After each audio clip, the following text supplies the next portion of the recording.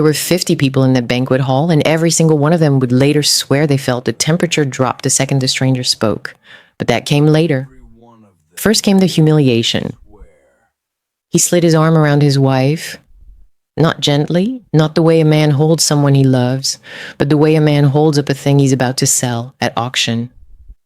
Some people, Judas said, smiling, marry for love. A ripple of polite laughter. He looked down at Naomi. She was in a soft white off-the-shoulder dress, a small strand of pearls at her throat, her long dark hair swept back, the most put-together person in a room full of people who'd spent more on their shoes than she'd spent on her whole outfit, and somehow still the one being looked at like she didn't belong. I married, Judas went on, out of pity. Louder laughter now. An aunt covered her mouth, a cousin filmed in landscape. Naomi's smile froze on her face like something painted there. And then Judas leaned into the microphone somebody had set up for toasts, and he said the line that would follow him for the rest of his life. Truth is, she's completely worthless. The laughter cut out. Even the children stopped eating. A little girl near the end of the table set down her fork with a tiny clink that everybody heard. Naomi's eyes filled, fast, hot, humiliating, and she opened her mouth, though she had no idea what was going to come out of it. She never found out. Because a voice came from the entrance of the hall. Calm. Then, is she free? The whole room turned toward the doors. Judas laughed in the reflex of who said that laugh, and started to turn with his glass still raised. Then he saw who was standing there, and the smile slid right off his face. Before I tell you why 50 people went dead silent after 3 little words, before I tell you who was standing in that doorway, I have a quick question for you. If you're already on Team Naomi and want to see this cruel family get exactly what they deserve, hit that like button right now and comment, is she free, to drop a shield of protection over her. Let's see how many real ones we have in the comments today. Now, to truly understand how Naomi ended up on the worst night of her marriage and why it was about to become the best night of her life, we have to take you back. We need to know why a woman this kind stayed in a house that stopped loving her a long time ago. Let's go back. If you met Naomi Carter at a grocery store, you'd walk away thinking you'd made a new best friend. She was the kind of person who remembered that the cashier's daughter had a recital coming up, who kept a running list in her phone of everybody's birthday, not just family, but the mailman, the woman at the dry cleaner, the teenager who bagged her groceries. When somebody in the Carter family got sick, it wasn't a Carter who showed up with soup. It was Naomi. She drove Judas's grandmother to every doctor's appointment for 2 years. She learned to read the woman's blood pressure chart. She learned which nurse to ask for. She kept a folder, an actual physical folder, of the old woman's medications, color-coded, because Grandma Carter got confused about the blue pills and the white ones. Once, at one of those appointments, a nurse had asked Naomi, "And you're her granddaughter?" And before Naomi could answer, Grandma Carter had said fiercely, "She's better than a granddaughter. My real grandchildren don't know what a waiting room looks like." That was the kind of thing Naomi lived on. Small coins of being valued, saved up, spent slowly. She baked. God, she baked. From scratch, no boxes, the kind of desserts that made people close their eyes on the first bite. She ran that entire household. The bills, the schedules, the holidays that the rest of the family showed up to and took credit for. If the Carter family was a machine that looked shiny from the outside, Naomi was the quiet engine nobody bothered to thank. And once, a long time ago now, Judas had loved her for it, or at least he'd seemed to. They met when he was nobody special. A mid-level guy at his family's company, passed over, a little insecure, the son everyone compared to his cousins. Naomi made him feel like the most capable man in the world. She believed in him out loud, in a way nobody in his own blood ever had. She could still remember the exact night he almost quit. He'd come home gray-faced, sat on the edge of their bed, and said his father told him, in front of the whole board, that he wasn't Carter material. He said maybe I should go work somewhere with lower standards, Judas had said, staring at the floor, in front of everybody, Naomi, my own dad. And Naomi had knelt down in front of him, taken his face in both hands, and said, "Look at me. Your father built a company. You know what you built? You built the only room in this whole city where I feel safe. That's harder. Anybody can stack money. Try making a person feel like home. He'd cried that night. He actually cried. You're going to run this whole company one day, she told him later, in a tiny apartment with a radiator that banged all night. And when you do, don't you dare change on me. Never, he'd said, kissing her forehead. You hear me? Never. If I ever turn into one of them, you have my permission to walk right out the door. Don't say that. I mean it. If I ever make you feel small, you leave. Promise me you'll leave. You won't. Promise me anyway. Okay, she'd laughed. I promise. Hold on to that promise. Because 10 years later, in a banquet hall full of people laughing at her, Naomi is going to keep it. And Judas is going to wish to God he'd never asked her to. Then his father died, and Judas inherited the company. And he changed on her. Here's the cruel part. He didn't turn into a monster overnight. If he had, she'd have left. It would have been easy. No, what happened to Naomi is the thing that happens to a lot of good people. It happened one comment at a time. It started with his relatives. She's a little ordinary, isn't she? His mother Evelyn said at a dinner, loud enough for Naomi to hear from the kitchen. Sweet girl, but you're a Carter now, Judas. You could have had anyone. Does she even come from anything? What do her parents do? At first, Judas defended her. Weakly, then less, then not at all. Then, and this was the part that broke something in Naomi she couldn't name, he started joining in. Not because he hated her. She could have survived hate. It was worse than that. He did it because he wanted their approval. He wanted to sit at the big table and have the old money side of the family nod at him like he was finally one of them. And the cheapest ticket to that nod was to laugh at his wife. Naomi, honey, why don't you let the caterer handle it? You'll only embarrass yourself, Evelyn would say. And Judas would smile at his mother instead of his wife. Naomi noticed the exact night it got bad. It was 8 months ago. They'd come home from a party, and she'd said quietly in the car, you didn't have to laugh at me in there. And Judas, loosening his tie, not even looking at her, and then stopped giving them things to laugh at. Things to laugh at. She turned to look at him. Judas, I told a story about our honeymoon. That's all I did. I told the one about the boat. You told a story about us being broke, he said. In front of the Hendersons? Do you know who the Hendersons are? We were broke. It was a good memory. We laughed so hard on that boat, I thought we'd tip it over. You used to love that story. I used to be a lot of things. He'd stare straight ahead at the road. Read the room, Naomi. That's all I'm asking. Just read the room. And what if the room's wrong? He hadn't answered that. He just turned up the radio. She'd looked out the window the whole way home. She almost left then. She had a bag half packed in her mind. She got as far as pulling her suitcase out of the closet that night while he slept. And then she'd looked at him sleeping. And for one stupid, hopeful second, he'd looked 26 again, soft again, hers again, and she'd put the suitcase back. That's the trap, isn't it? Good people don't leave the villain. They leave the memory of who he used to be, and that takes so much longer.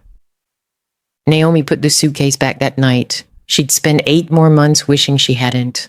But Naomi came from a family that stayed. Her mother stayed. Her grandmother stayed. Staying was practically Carter-in-law's job description, and staying, she told herself, was the strong thing to do. Love was supposed to be work, wasn't it? You didn't quit on a bad season. She didn't know yet that some seasons don't end. Some seasons are just the weather now. So she stayed. And she kept baking, and she kept driving Grandma to her appointments, and she kept telling herself that the man who promised not to change was still in there somewhere, under all that new money and all that old approval he was so desperate to buy. And then the anniversary banquet invitation came, gold embossed, addressed to Mr. Judas Carter and guest. Guest, not in Naomi, not in wife. And guest, she'd stood in the kitchen holding it for a long time. Then she'd shown it to Judas, hoping he'd be angry on her behalf, hoping he'd say, that's ridiculous, you're my wife, I'll call them. It's just how the printer formats them, he'd said, barely glancing up. Don't read into everything. It has Bryce's wife's name on hers. I saw it on the fridge. Naomi. A sigh. Do we have to do this every time? She should have known right then what kind of night it was going to be. If you've ever stood in a kitchen holding proof that you don't matter to the person you married and been told you were reading into it, then you already know Naomi. And you already know why what happens next is going to feel so good. Stay with me. That morning, before any of it, Naomi had stood in front of her closet for a long time.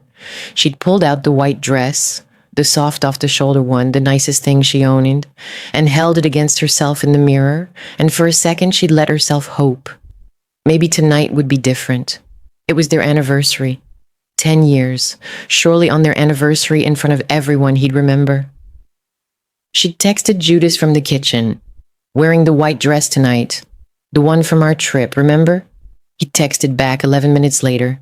"Kay, don't be late. My mother hates when people are late." My mother. Not you look beautiful. Not even I remember. She'd set the phone down and looked at the white dress a while longer.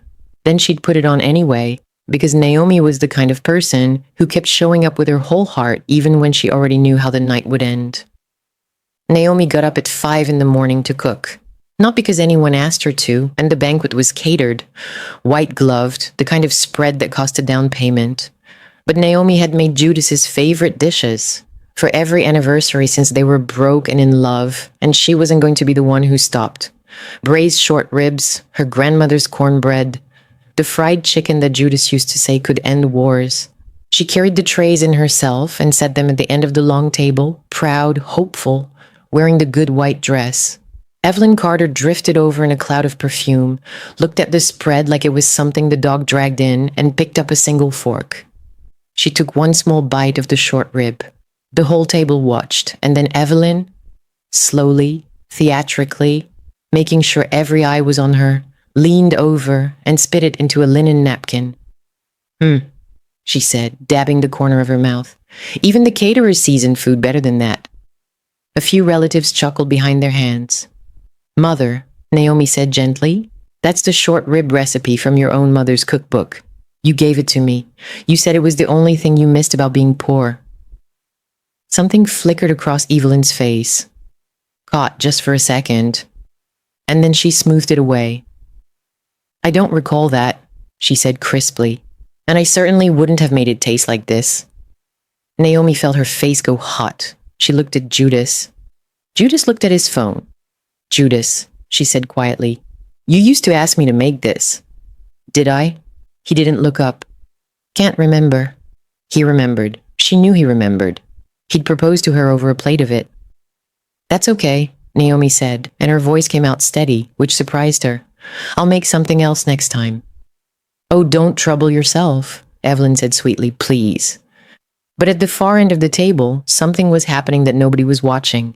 Grandpa Carter, 83, sharp as a tack, and universally agreed to be difficult, had quietly pulled the entire platter of Naomi's fried chicken over to his seat and was working his way through it like a man on a mission. "Grandpa," a little cousin whispered, eyes huge. "You're not supposed to eat that." And Evelyn said it's bad. "Aunt Evelyn," Grandpa said, not lowering his voice at all, "has the taste buds of a houseplant." He wrapped a second piece in a napkin and slid it into his suit jacket pocket. "This is the best thing on this whole table, and everyone at it is too dumb to know." The little cousin gasped and giggled. "Don't tell," Grandpa said, and winked, and the whole end of the table cracked up, while Evelyn frowned in their direction, unsure what was so funny.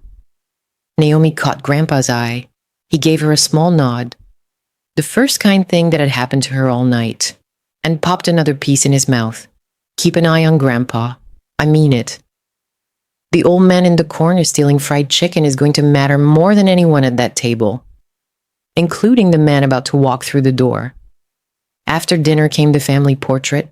A photographer set up near the big window, and the Carters began arranging themselves the way families like that do. Tallest in back, matriarch in the center, everybody angling for the good light. Naomi walked toward Judas to take her place beside him. Evelyn's arm shot out like a toll gate. "Oh, only blood family in this one, dear." Naomi stopped. "Mother, I've been in the anniversary photo for 9 years. And this year we're doing a bloodline portrait," Evelyn said smoothly. "For the family archive, you understand. It's nothing personal." "It feels a little personal." "Well," Evelyn smiled, "that's on you, isn't it?" Naomi looked at the 50 people arranging themselves. She looked at Judas, right there, close enough to touch, the man she'd married. Judas? She said quietly. Just his name. A question with a whole marriage inside it. Say something. Say one thing. That's all I need. One. And Judas, her husband, looked at the floor and said nothing. Nothing. Naomi stepped back, out of frame, and stood against the wall next to the coat rack, and the photographer counted to 3 and 50 Carters smiled, and the flash went off without her in it. You want to know what actually breaks a person? It's not the insult, it's the silence of the one who's supposed to defend you. Judas didn't call her worthless in that moment. He did something quieter and worse. He just let it happen. Remember that when you meet the man in the doorway, because he does the exact opposite, and he does it with 3 words. The flash had barely gone off when Grandpa Carter stood up from his chair with a loud scrape. Well, I'm out of this one, he announced and started walking directly away from the photo. Dad. Evelyn's face went white. Dad, what are you doing? Get back here. This is the anniversary portrait. If it's blood family only, Grandpa said over his shoulder, and you just kicked out the only person in this family who's driven me to a doctor in 5 years, and then I'm not blood today either. I'm switching sides. I'm Team Naomi. Dad! 3 relatives scrambled to physically herd the old man back into frame, while he protested loudly about his rights as an American citizen, and the photographer stood there not knowing whether to shoot. And for a solid 30 seconds, the great and dignified Carter family looked exactly like what they were. A bunch of people fighting in a nice room. Naomi against the wall put her hand over her mouth to hide the laugh. For just a second, she didn't feel alone. They finally got the photo. Everyone sat back down. The champagne kept coming. Judas's cousin Bryce, the one who'd gone to the right business school and never let anyone forget it, stood to announce his promotion to VP. Applause. Backslaps, another toast.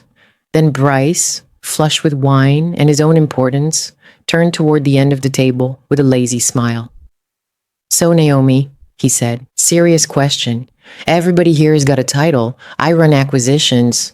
Judas runs the company. What exactly do you contribute? The table went quiet in that ugly, interested way. Somebody stage whispered, she spends Judas's money. Somebody else laughed. Naomi set down her water glass. She could have listed it. The appointments, the birthdays, the 2 years of Grandma's blood pressure charts, the fact that half the people laughing had eaten a meal she'd cooked in the last month and thanked her for none of them. Instead, she said simply, I take care of this family. Silence. Nobody applauded. Nobody nodded. Bryce just smirked and sat down like she'd proved his point. See, that's the thing, Bryce said, swirling his wine.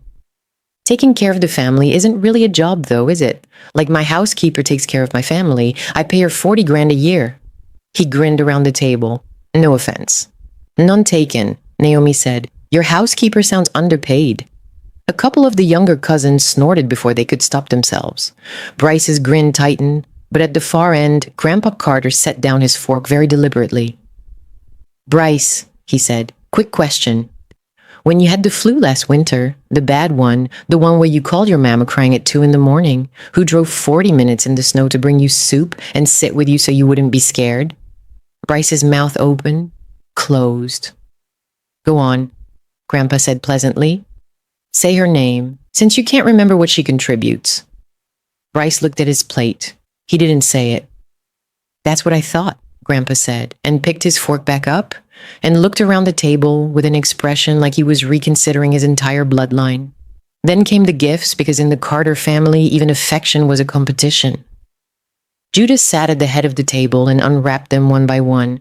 A watch from Bryce, the kind with a name that makes other men quiet, a set of cufflinks, a leather box from his mother that made him actually stand up and hug her.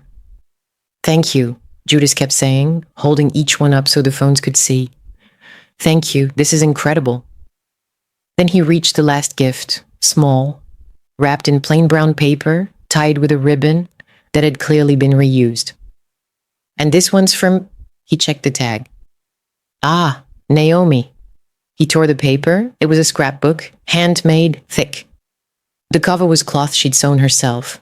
Inside, though the room couldn't see it yet, were 10 years of their life, Photos from the tiny apartment with the banging radiator, handwritten letters, pressed flowers from the bouquet at their courthouse wedding, ticket stubs, recipes in her grandmother's handwriting that she'd copied out for him. Every birthday she'd ever organized, every quiet sacrifice, saved and labeled and loved. Judas looked at it for about 2 seconds. Arts and crafts, he said, and laughed. The table laughed with him. Open it, Naomi said quietly. Please just open the first page, that's all. Naomi, it's a scrapbook. He said the word like it was something sticky. I appreciate the effort, I do, but we're grown-ups. Bryce got me a watch that actually keeps time. There's a letter in there, she said. Her voice was very small now. From the year we almost lost the apartment, I never showed it to you. I wrote it, and I was too scared to give it to you, and I've been carrying it for 6 years, and I finally... I'll read it later, Judas said, already turning to accept a refill, already gone. And he tossed it, didn't set it down, tossed it, onto an empty chair beside him without opening a single page. At the end of the table, Naomi turned her face toward the window and wiped one tear so fast that only one person saw it. That person was Grandpa. While the table was busy laughing and refilling glasses, the old man got up, shuffled over to the empty chair, and quietly tucked the scrapbook under his jacket. This one, he muttered to the little cousin who'd followed him like a duckling all night, is worth more than that boy's whole watch collection. You watch. One day everybody in this room is going to wish they'd opened it. He patted the lump under his coat and shuffled back to his seat like a man who'd just committed the perfect crime. Now, everything you've just watched, the food, the photo, the scrapbook, Judas thought it was a warm-up. He was building to something. He wanted a finale. And in about 60 seconds, he's going to get up and give the worst toast of his entire life. But right after he does, a phone is going to buzz somewhere out on a highway, and a man in a charcoal suit is going to put down his fork. If you're rooting for Naomi already, do me one quick favor and hit that like button. It genuinely helps this story reach somebody else who needs to see a good person win tonight. Okay, watch what Judas does next. Judas stood up. He tapped his glass again, gathering the room the way he'd gathered it at the start of the night, and everyone quieted, sensing a big finish. I want to say something about my wife, he began, and a few people chuckled already, anticipating the joke. Naomi went still. Please, she thought, please for once, let it be kind, just once. 10 years, Judas said. 10 years this woman has been by my side. He paused, and for one fragile second, Naomi thought, maybe. Maybe he was about to turn it. Maybe the man who cried in that little apartment was still in there. And in 10 years, Judas went on, she has taught me something very important about what really matters in a marriage. Evelyn was smiling. Bryce was filming. Let's be honest, Judas said, warm, glowing with wine and family approval. And he looked down the length of the table, right at his wife. You've always been... He let it hang, milking it, enjoying it, but worthless. And the room went completely, totally silent. Whatever fragile thing had lifted in Naomi's chest for that 1 second, that stupid, hopeful maybe, went out like a snuff candle. And in its place, something else settled, something calm, something final. Because that was the exact moment Naomi Carter stopped waiting for the man who used to love her to come back. Which is also, to the second, when the doors at the far end of the hall open. But rewind 90 seconds, because Naomi did something under that table nobody saw. While Judas was still building up to his big word, while the whole room was watching his face, Naomi's hands were in her lap, and in her lap was her phone. She didn't cry. She didn't argue. She didn't do the thing everyone at that table expected, which was to shrink. She opened a text thread, one she'd never used before. Now, you're wondering where that number came from. So was Naomi 3 weeks ago. Because 3 weeks ago, on an ordinary Tuesday, Naomi had been sitting in a hospital waiting room. Grandma Carter had a checkup, and Naomi, as always, had driven her. And while the old woman was in with the doctor, an elderly, silver-haired man had sat down 2 seats away and struck up a conversation the way strangers do. He'd asked about the weather. He'd asked who she was waiting for. And when she said she was there for her husband's grandmother, that she drove her every month, the old man had gone quiet for a moment, studying her like she'd said something remarkable. You drive your husband's grandmother, he'd repeated. Every month. Does your husband come? He's busy, Naomi had said automatically. He runs a company. The old man had nodded slowly. Then before he left, he'd written a phone number on the back of a card and pressed it into her hand. I help people sometimes, he'd said. People who give more than they get. If you're ever in a room where you're the only one being kind and you decide you're done being in that room, you send a message to this number. You don't have to explain anything. Someone will come. She'd thought he was a sweet, strange old man. She'd almost thrown the card away. She'd kept it in her wallet instead. She didn't know why. Tonight, she knew why. The number she'd been given weeks ago and told if you ever need out, really out, you send this. You don't explain. You just send it. She typed 2 words. I'm done. She stared at it for 1 second. Then she hit send. No name attached. No follow-up. Nothing. And then, calm as still water, Naomi reached down and slid her wedding ring off her finger. She set it on the white tablecloth beside her plate, where it caught to light. She didn't announce it. She didn't throw it. She just took it off and set it down and folded her hands. No speech, no screaming, just a ring on a tablecloth and 2 words on a screen. And here's what nobody in that room understood yet. That silence you just watched wasn't a woman giving up. It was a woman who'd finally made a decision. The loudest thing in that entire banquet hall was Naomi Carter saying nothing at all. It was maybe 4 seconds after worthless left Judas's mouth. The ring not even done settling on the tablecloth. That the doors open. Here's what didn't happen. No helicopter landed on the lawn. No sports car came through the wall. No army of men in sunglasses. What happened was quieter, and somehow that made it worse for everyone in that room. The restaurant's manager, a composed man who ran a tight banquet hall and never rushed anywhere, came speed walking through a side door with his tie slightly askew and began whispering urgently to the waitstaff. Whatever he said made 3 servers straighten up like soldiers. One of them actually smoothed her apron. The Carters noticed. You could feel the confusion move down the table. What's going on? Why does the staff look scared? What's the holdup? Bryce called out to a passing server. We didn't order anything. The server, a young woman who'd been perfectly composed all night, looked at him with something close to panic. Sir, someone's here. I'm sorry, I have to. And she hurried off without finishing. Someone's here? Evelyn frowned. This is a private event. Judas, did you invite someone else? No, Judas said, but he was watching the doors now too, an uneasy prickle climbing the back of his neck. The manager himself appeared at the head of the room and cleared his throat. And in the voice of a man who has practiced saying something important without shaking, announced, Ladies and gentlemen, we have a guest. Then the main doors opened, and a man walked in. He wore a simple charcoal suit, beautifully cut but understated. No flash, no logos, no jewelry except a plain watch. Black hair, neat. A sharp, calm face and dark eyes that moved across the room, slow and unhurried, taking in all 50 Carters the way you'd taken a wall you were deciding whether to paint. Behind him came a single elderly assistant, silver-haired, carrying a slim leather folder against his chest. No entourage, no noise. And yet, the room went quiet on its own. Not because anyone told it to.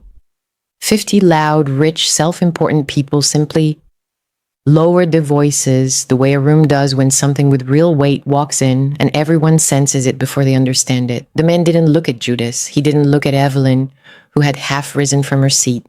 He walked the length of that banquet hall, past the ice sculptures, past the catered spread, past all of them. Evelyn tried to intercept him with a bright, panicked, Excuse me, sir, can I help you find... He walked past her like she was a coat rack. Bryce half rose. This is a private... Past him too. He didn't slow down for a single one of them, and that was its own kind of message. Whatever these people thought they were, whatever weight they threw around in their own small world, none of it registered on the man crossing their room. He walked straight to the end of the table where a woman sat alone, with a bare ring finger and red eyes. He stopped in front of Naomi. He looked at her swollen eyes. He looked at the wedding ring lying abandoned on the white tablecloth. And then, this was the part people would talk about for weeks. His gaze moved to the empty chair beside Judas, where a mocked handmade scrapbook should have been sitting, and wasn't, because an old man had already rescued it. Something in his jaw tightened. Then he crouched slightly, So he was closer to her level, and he spoke. Soft, meant mostly for her, but in that silence everyone heard it. Naomi. A long pause. Are you free? The entire room froze. 3 words. Are you free? Not, you're mine, not, come with me. He asked, in a room where her own husband had just called her worthless. A stranger walked in and did the one thing none of them had done in years. He treated her like a person with a choice. Now watch this family try to figure out who just made them all look small. Judas recovered first, because men like Judas always think the way out is to talk. He laughed, that same reflexive, nervous laugh, and spread his hands. Okay, I don't know who you think you are, but... He gestured at Naomi with his champagne. That's my wife. The stranger didn't even turn to look at him. She placed her ring on the table, he said, still watching Naomi. His voice was even, almost gentle. Before I walked in, I saw it from the door. He finally straightened and for the first time turned his head toward Judas, just slightly. And I asked her. A beat, not you. The distinction landed on the room like a dropped plate. You can't just... Judas looked around wildly for backup and found 50 relatives suddenly fascinated by their napkins. This is my anniversary. 10 years. You don't get to walk into a man's anniversary and... 10 years, Sio repeated, and something cold moved under the calm. You've been married to her for 10 years. I've been in this room for 90 seconds. He let that sit. In my 90 seconds, I asked her a question and waited for her answer. In your 10 years, did you ever once do the same? Judas had no answer. His mouth opened and closed. That's what I thought, Sio said quietly, and turned back to Naomi. Because everyone got it at once. He wasn't claiming her. He wasn't fighting Judas for a possession. He was doing something none of them had thought to do all night. He was letting Naomi decide. Judas's face flushed. He looked around at his 50 relatives, his audience, his jury, and felt the ground shifting and did the thing panicking men do. He got louder. This is insane. Who are you? You just walk into a private family event, you interrupt my anniversary, and what? You think you can... He forced a sneer. Do you even know whose company this is? Do you know who my family is? And that was when Grandpa Carter stood up, slowly, both hands on the table, 83 years old and staring at the man in the doorway like he'd seen a ghost. Judas, Grandpa said, and his voice had gone strange. Sit down. Grandpa, I'm handling... Sit down, the old man said, with a force nobody had heard from him in years. Before you say one more word and I have to watch my own grandson end his career at his own anniversary party. Judas blinked. What are you talking about? That's Chairman Sio. The name moved through the room like a cold draft. A few of the business-minded cousins went rigid. Bryce, the newly minted VP, slowly set his wineglass down with a hand that wasn't quite steady. Sio? Evelyn breathed. As in, Sio Jihuan, Grandpa said. He was still standing, still staring, and now his eyes were wet. The man whose foundation quietly paid for my heart surgery 4 years ago. He turned to the table, to all of them. You remember, when the insurance denied it. When this family held a meeting about whether it was financially prudent to help me. I remember that meeting, Evelyn. I was in the next room. An anonymous foundation covered the whole thing. Every cent, no name, no press. I spent 2 years trying to find out who to thank. He looked back at the man in the charcoal suit. I never could, because the man doesn't put his name on things. The silence in that room changed texture. It went from confused to afraid, because now they were all doing math, and Judas was doing the worst math of all, because Judas's company had spent 8 months trying to get a single meeting with the SEAL group. The investment they needed, the partnership that would have made Judas the Carter, who finally out-earned all his cousins, the deal his father never landed. Judas had sent proposals into a void. He'd been told the chairman doesn't take meetings. He'd have given anything for 5 minutes with the man, and here that man was, standing in his banquet hall, walking past him, to his wife. You've been trying to reach my office, Judas said, and his voice cracked in the middle of it. For months. My people have been... I know, Sio said. That was all. I know. And it was so much worse than anything else he could have said because it meant he'd known the whole time exactly who Judas was and had simply never considered him worth answering. Chairman Sio, Evelyn cut in, rising fully now, switching on the warm hostess voice she used for donors and senators. What an honor. I'm so sorry. There's clearly been a misunderstanding, please. Let me get you a chair, some champagne. We would be thrilled to... Mrs. Carter. Seo didn't raise his voice. He just said her name, and she stopped like she'd hit glass. 20 minutes ago, you spit out food this woman made from your own mother's recipe, in front of 50 people. He tilted his head. Why would I want anything from your table? Evelyn's mouth worked.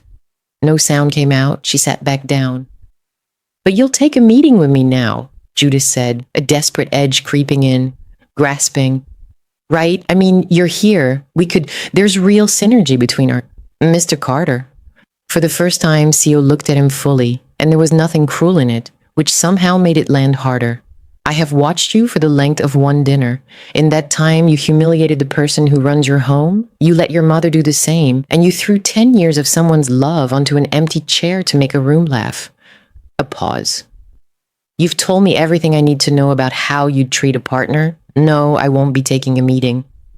Seo turned away from him, fully now, like closing a door, and reached toward the far end of the table, toward Grandpa. May I? He asked. Grandpa, wordless for once in his life, drew the scrapbook out from under his jacket and handed it over with both hands, the way you hand over something sacred. Seo opened it. He turned the pages slowly, and the room watched him do it, and the silence got heavier with every page. March, Seo read aloud quietly. Judas got passed over for the promotion again, made him his favorite dinner, told him his father was wrong about him. He fell asleep on the couch, and I covered him with the good blanket. He turned a page. His mother's birthday. Judas forgot. I bought a gift, signed his name, drove it over myself so Evelyn wouldn't know. She said, at least my son remembered. I let her think it. A small sound came from somewhere in the middle of the table. Somebody's aunt, maybe. A hand over her mouth. Seo kept turning. The year we almost lost the apartment. I sold my grandmother's ring so Judas wouldn't have to know how close we came. He still doesn't know. He thinks we figured it out. We didn't. I did. Judas's face had gone the color of ash. There's 100 more pages, Seo said, looking up at him. Would you like me to keep reading? Because I could stand here all night. It appears your wife documented every single thing she ever did for you. He tilted his head. It's a shame. You'd have had to actually open it to know that. He turned to the last page. There was a letter there, sealed, never opened, with a date 6 years old on the front and the words, for Judas. When you're ready. Seo didn't open it. It wasn't his to open. He simply closed the book gently and looked up, not at Naomi this time, but directly at Judas. Someone who makes a family feel loved, he said, for 10 years, and asks for nothing. He set the scrapbook down, carefully, right side up. Is never worthless. A pause. You didn't marry down, Mr. Carter. You married so far above yourself you couldn't even see the top. And you spent it every day like it would never run out. He glanced at the empty ring on the tablecloth. It ran out. Nobody clapped. Nobody spoke. Judas opened his mouth and found nothing in it. He looked at Naomi and couldn't hold her eyes. He looked at his mother, and Evelyn was staring at her own hands. He looked at his 50 relatives, and every one of them was suddenly very interested in the tablecloth. The most powerful man any of them had ever been in a room with had just called Naomi the opposite of worthless, and there wasn't a person there with this standing to argue. Seo Ji-hwan turned back to Naomi. He didn't grab her hand. He didn't pull her up out of her chair to make a point in front of her husband. He simply held his hand out, palm up, and waited, patient, unhurried, like a man who understood that after 10 years of having her choices made for her, the least he could give her was this one. Would you like to leave? He asked, not come with me. Not you're mine now, just would you like to? Naomi looked at the hand. She didn't take it right away. That surprised everyone, including her. For a moment, she just sat there, and the whole room held its breath, because they thought she might be deciding. She wasn't deciding. She decided the second the word worthless left her husband's mouth. What she was doing was something else. She was letting herself feel, for the first time in years, what it was like to be asked, to have a hand held out palm up instead of a finger pointed down, To be a person somebody waited for instead of a thing somebody used. She was letting it sink all the way in so she'd never forget it. Then she looked up and, for the first time all night, she looked around the table slowly. At Bryce, who wouldn't meet her eyes. At Evelyn, pale and silent, her wine glass frozen halfway to nowhere. At Judas, her husband, the man she'd gotten up at 5 in the morning to cook for, who had nothing left to say and knew it. Nobody stopped her. Not one of the 50 people who'd laughed at her all night said a single word to keep her. That was the loudest part. All that noise all night, and then when it actually counted, when a good woman was walking out of their lives forever, every last one of them was a coward. At the far end of the table, Grandpa Carter was smiling, a wide, wet, proud smile. The smile of a man watching someone finally get free. He gave her the smallest nod. "Go on, kid." And Naomi reached up and put her hand in Sio's. The moment her fingers closed around his, the tears came again. But they were different this time. Not the hot, humiliated tears from before. These were the kind that come when a weight you'd carried so long you forgot it was there finally lifts off your back. And through them, for the first time in that entire endless evening, Naomi smiled. A real one. She stood up. "Naomi." Judas found his voice at last, and it came out cracked and small. "Naomi, wait. You can't just leave. We're married. 10 years. You don't throw away 10 years over one bad night." She stopped. She turned and looked at him. Actually looked at him. The way you look at someone for the last time. "You're right," she said. "You don't throw away 10 years over one bad night." A breath. "You throw it away over the night you finally stop lying to yourself about all the other ones." "Naomi, you made me promise something once." She almost laughed. "You don't even remember, do you? You made me promise that if you ever turned into one of them, if you ever made me feel small, I'd walk out the door." She looked around the silent table, then back at him. "I'm just keeping my promise, Judas. You always said I was good at that." She didn't wait for an answer.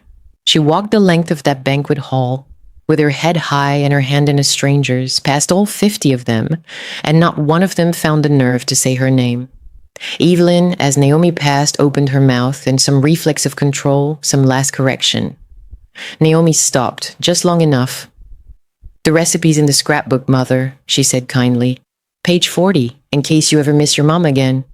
And she kept walking. They were almost to the doors when a voice rang out behind them. "Naomi!" She turned. Grandpa Carter was on his feet, holding the scrapbook up over his head with both hands, that mocked little handmade book, and his old face was shining. "You forgot the only gift in this whole room," he called out, "that was made with love." Naomi crossed back to him, half walking, half running, and threw her arms around the old man, and he held her tight and whispered something in her ear that made her laugh and cry at the same time. Then he pressed the scrapbook into her hands and patted her cheek. "Come see me," he said gruffly. "Bring the chicken." "I will," she promised. "I promise I will." Then Grandpa Carter drew himself up to his full height, turned around to face the silent, gaping table of 50 Carters, and delivered the last word of the night. "By the way," he announced, "I'm changing my will on Monday. Every one of you who laughed tonight just cost yourselves a very nice inheritance." He let that detonate. "The chicken thief is out. Naomi's in the will now." "Dad," Evelyn shrieked. "You can't—" "Watch me," Grandpa said cheerfully, and popped the last piece of fried chicken from his pocket into his mouth and sat down like a king. Naomi laughed, a real, startled, wonderful laugh, and then she walked out the doors, scrapbook in one hand, the other still in Sio's, and the night air outside was cool and clean in hers. Back inside the banquet hall, the party did not resume. 50 people sat in a ruined silence. And after a long moment, Judas Carter walked slowly to the end of the table, to where the scrapbook had been, forgetting it was already gone. He stood there over the empty chair, staring at nothing. Here's the thing about people like Judas. They never understand what they had until they watch it walk out on the arm of someone who does. 2 weeks later, a package arrived at the Carter house. No note. Inside was a photocopy, Every page of the scrapbook, copied and bound, sent by an old man who wanted his grandson to finally read it. And Judas sat alone at that same long table, and he opened it, and he turned the pages one at a time. 10 years. The apartment with the banging radiator, the letters. Dear Judas, don't you dare change on me. The birthdays he forgot that she remembered. The dreams she folded up small and put away so his could have room to grow. He read every page. He read about the ring she sold and never told him. He read about the birthday gifts he took credit for. He read 100 small, quiet acts of a love so steady, he'd stopped being able to see it, the way you stop hearing a clock in a room you've lived in too long. And then he reached the last page, the sealed letter, for Judas, when you're ready, 6 years old. His hand shook as he opened it. He never told anyone what it said. But whatever it was, a housekeeper found him an hour later still sitting at that long, empty table. The letter flat in front of him, his shoulders shaking, a grown man crying alone in a house that had never once been as warm as the tiny apartment with the banging radiator where a woman used to tell him he was worth something. The great and untouchable Judas Carter, the man who inherited everything and understood nothing, finally got it. The thing he'd thrown across a room to make 50 people laugh was the only thing in his entire life that had ever been real, and he'd called it worthless into a microphone. There's a special kind of poverty that has nothing to do with money. It's the kind where you're so busy trying to look rich to people who don't love you that you throw away the one person who did. For free, without ever being asked. Judas Carter has a watch that keeps perfect time now, and every second of it reminds him exactly how long it's been since she left. Judas thought calling her worthless would be the worst moment of Naomi's life. He never realized it was the moment she finally stopped believing him. That's the thing nobody tells you about the word worthless, and it only works if you agree with it. And that night, for the first time in years, she didn't. Out on the dark highway, a sleek car moved smoothly through the night. Naomi sat in the back, the scrapbook in her lap, watching the city lights slide by, quieter than she'd been in years, the good kind of quiet. She turned to the man beside her. Can I ask you something? Anything. Why did you come, really? You don't know me. You could have sent a car, a lawyer, anyone. But you walked into a room full of 50 strangers who hate outsiders, and you did it yourself. She studied his profile. Men like you don't do things themselves. So why? Seal was quiet for a moment, watching the road. When I was young, he finally said, my mother worked in a house like the one you just left. A big house, an important family. She cooked for them, cleaned for them, raised their children better than they did. And they treated her exactly the way that room treated you. He turned to look at her. One day the lady of the house called her worthless in front of everyone. And my mother came home and she cried, and I was too small to do anything but watch. He looked back at the window. I promised myself that when I grew up and had the means, I would never be able to help her. She was already gone. But I could make sure I never walked past it in someone else. When I hear that word said to a person who spent their whole life making others feel loved, he shook his head. I don't walk past it, not anymore. Naomi didn't say anything. She just reached over in the dark of the back seat and squeezed his hand once, the way you thank someone when the words are too big for your mouth. In the front, the silver-haired assistant glanced at Seo Ji-hwan in the rearview mirror and lowered his voice so it wouldn't carry. Chairman, he said, should I tell her the truth about how long you've been watching over her? Seo looked out the window at the passing lights. For a moment, he said nothing at all. Then softly, not yet. Because here's what Naomi doesn't know. What none of them at that table knew. Seo Ji-hwan didn't just happen to be nearby tonight. He didn't get that text and wander in off the street.